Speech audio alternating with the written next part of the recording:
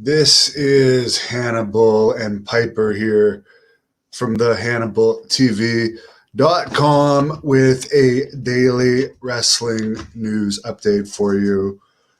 Raw last night did a 0.49 rating, which featured an appearance from this magical doll here that apparently winked and didn't scare anybody in the crowd, but the person in the ring, the baby face in the ring, Dewdrop, was so afraid that she lost the match to Alexis Bliss. So the fans are supposed to cheer the cowardly Dewdrop, who is afraid of a doll that has the computer-generated eye wink.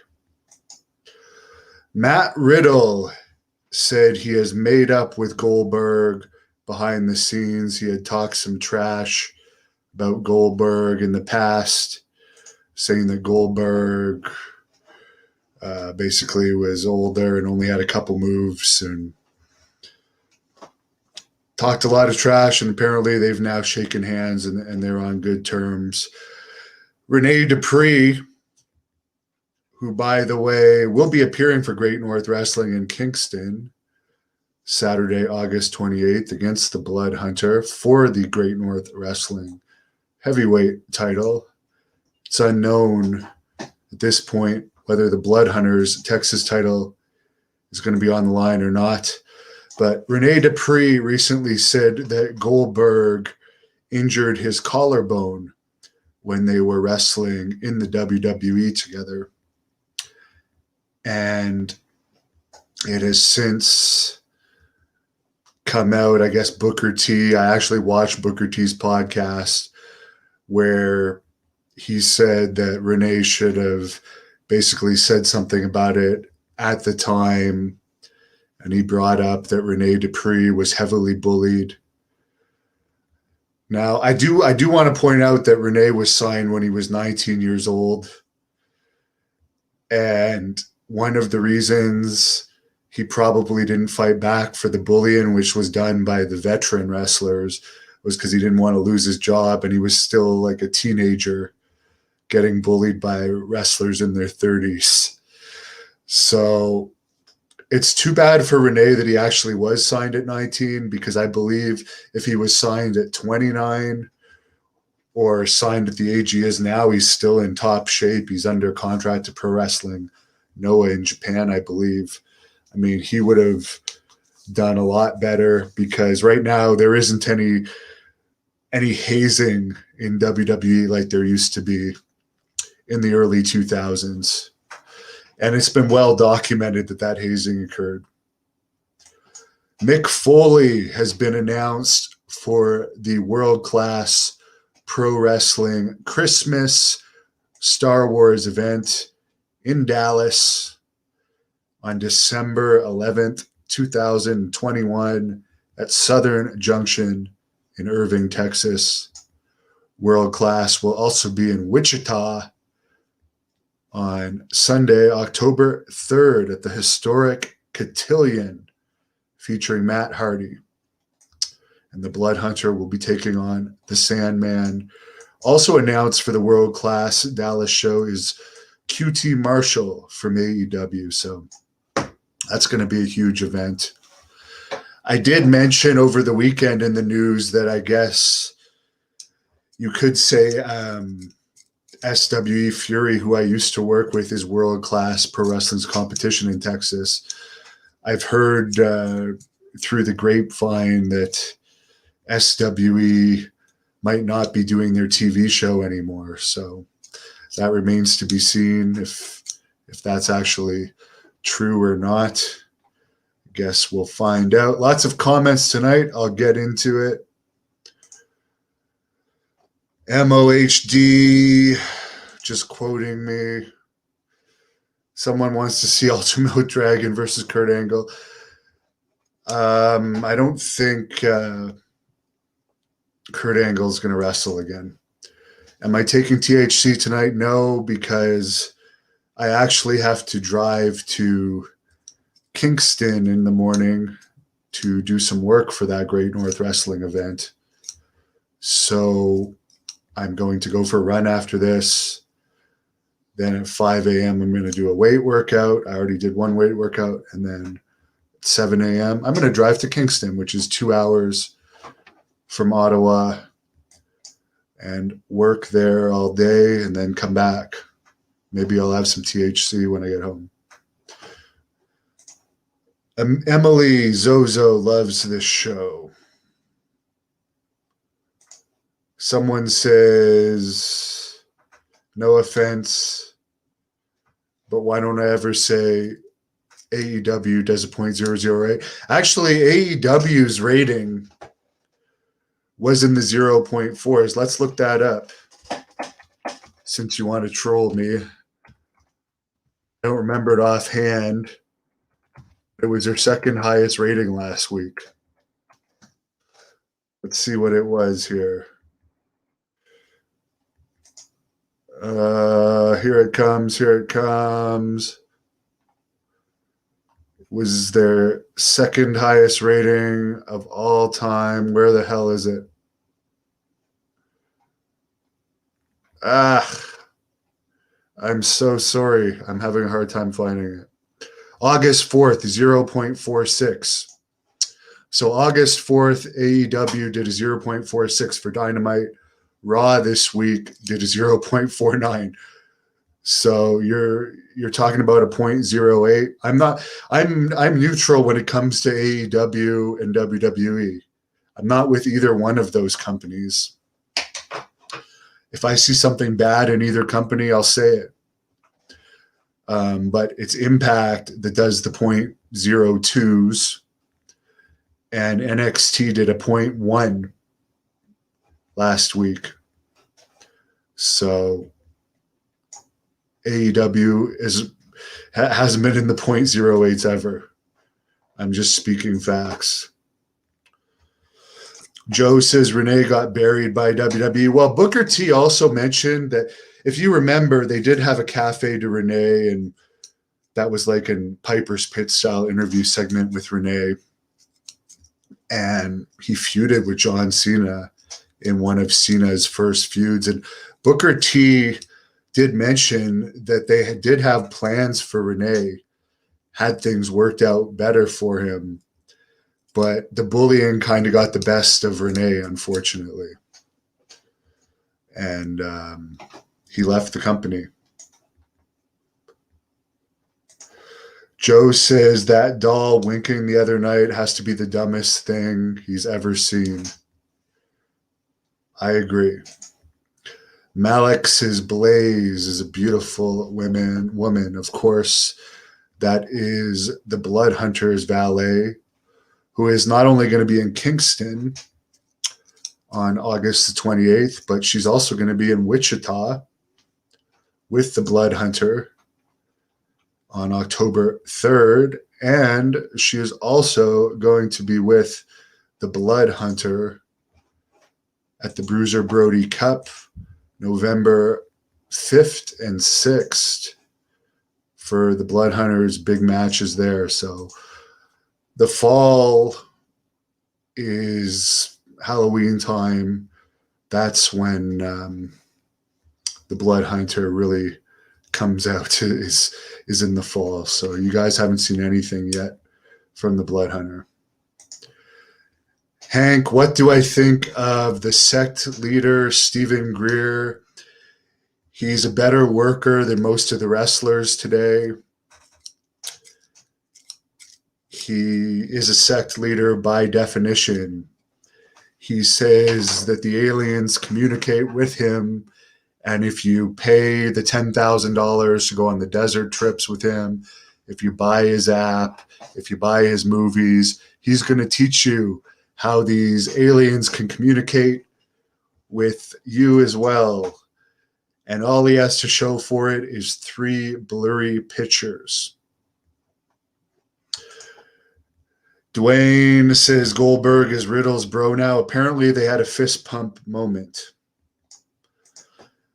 Mike, I have interviewed Mosh and Thrasher, and it was a short interview.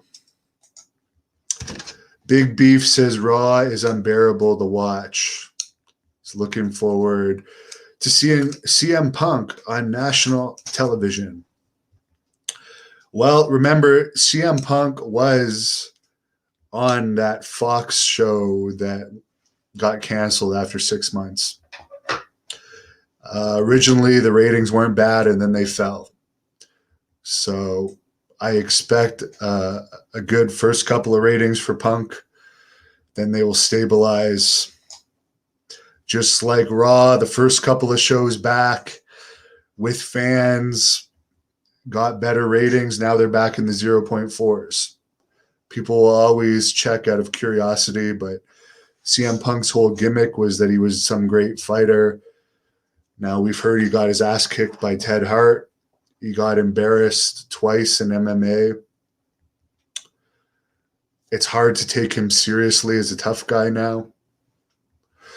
Good evening to you, Herb Simmons, whose Southern Illinois Championship Wrestling program airs Sunday nights at 9 Eastern on our YouTube channel here, as well as the Hannibal TV's Facebook page, which I highly suggest people subscribe to. Melkin says people that bash Punk are now his biggest fans. I'm neutral towards him. I do agree with some of his points. I do think that he was an embarrassment to professional wrestling with his performances in UFC. I don't know how he could have done that bad with the quality of the trainers that he had. He had some of the best trainers money can buy, and he had terrible performances. Jason checking in from Louisville. I was in Louisville. That's where I interviewed Nova a couple years ago. Sammy, would I fight CM Punk? Yes, I certainly would. 100%. Whether it be kickboxing or MMA, 100%. It would have no benefit to him to fight me, though, to be perfectly honest. Because in theory, being an ex-UFC fighter with all of his training, in theory, he should be able to kick my ass. So him getting knocked out by me wouldn't really make him look good. And as far as professional wrestling, I never made it as big as him because, of course, my WWE contract was canceled because Abdullah the Butcher infected me with Hep C, which I've since been cleared of. But you don't want to lose to somebody lower in popularity than you. Although eventually through this, as the years go by, I'm confident I will be more popular than CM Punk. Sammy would pay to see me fight CM Punk. As I said, I'd have absolutely nothing to lose because I'd be the underdog. And I'm sure the payoff, when I was bouncing, I made between $60 a night, and the best place I ever worked as a bouncer was $125 a night. And sometimes as a bouncer, I'd be involved in 6 or 7 attack situations in one night, oftentimes with weapons. So to make thousands of dollars to fight CM Punk, I would really love to. I'd have nothing. I actually would love to beat him up, to be perfectly honest with you. I like to fight. Johnson, do I think the old territory days of wrestling could be brought back? Maybe not everywhere, but there is some areas that could still be territories if they had their act together, but things fall apart. Just as I mentioned with SWE in Texas, they had potential. Now there's been multiple ownership changes. They went from an old school Texas style wrestling company to now they like focus on kids camps and little kids wrestling and stuff. So the buzz that they had went nowhere. So I hope World Class Pro Wrestling could maybe start a territory. That remains to be seen. They have some good people involved. I understand Eric Embry's involved. I understand there's some good consultants involved. So I hope so. I certainly think that I don't know if Canada will ever be a full territory, but Great North Wrestling is a pretty well-known company now through this channel. So I don't think it can ever be a place. I don't think territories will ever be a place where you could really earn a living again. No, as a wrestler. But I think there can be strong areas that could draw well and run regularly. But I don't think there's going to be any territories where like top of the card from jobbers to main eventers can earn a living just from wrestling in one territory. The last places you could do that was Puerto Rico and England. And I actually wrestled in both of those places. Robert, who knows? Who knows? I really wouldn't put too high hopes on that, to be honest with you. I don't know what kind of financial backing she has. I really don't know. That remains to be seen. We'll see if they can get beyond a couple of shows with her, because the sad truth is the professional wrestling business, as far as event promoting, it's hard to make money in. That company the other owners wouldn't have sold their ownership if it was a profitable company. I mean, as far as my understanding was, it was in the red.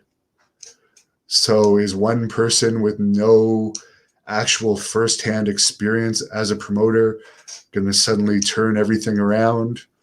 Or once she hits a couple of big losses, is she going to take her ball and go home? That remains to be seen. It's interesting. The most interesting thing about that company is all the drama that I won't get into, but there's a lot of crazy drama with that company that is pretty funny. Trevor C. puts UFC fighter in a quote for CM Punk.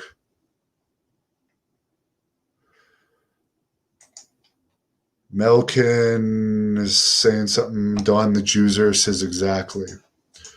Well, I got a busy night ahead of me, so we'll end it at that. And once again, I'm heading off to Kingston tomorrow to do some groundwork for this event.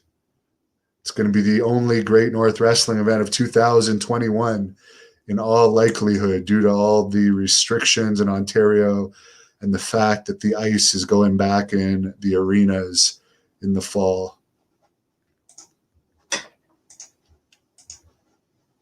Thank you for watching the Hannibal TV. Please like this video if you enjoyed it and click the subscribe button to not miss any of our